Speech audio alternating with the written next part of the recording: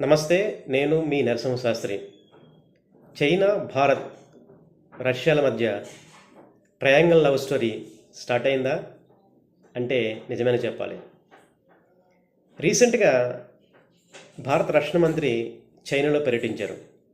అంతేకాకుండా భారత ప్రధాని ఇప్పుడు చైనా పర్యటనకు సిద్ధం అవుతున్నారు.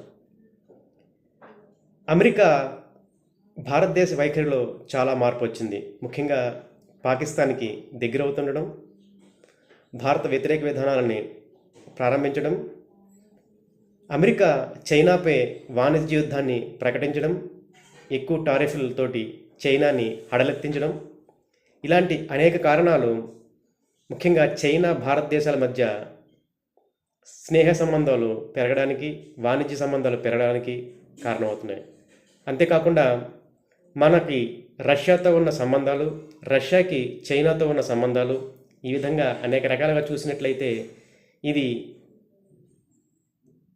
చైనా భారత్, అలాగే చైనా రష్యా భారత్ సంబంధాలలో కీలకంగా మారుతున్నాయి.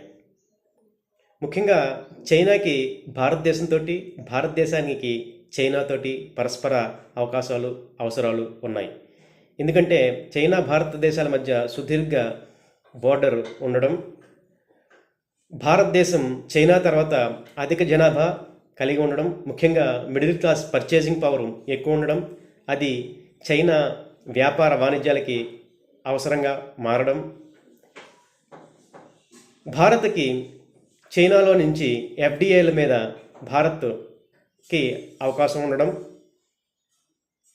రష్యా ముఖ్యంగా చైనా భారతదేశాల మధ్య స్నేహాన్ని డెవలప్ కావడంలో ప్రముఖ పాత్ర వహించడం, మరొక కారణం ముఖ్యంగా పాకిస్తాన్ చైనాతో ఒకేసారి శత్రుత్వం పెంచుకోవడం భారతదేశానికి కూడా మంచిది కాదు.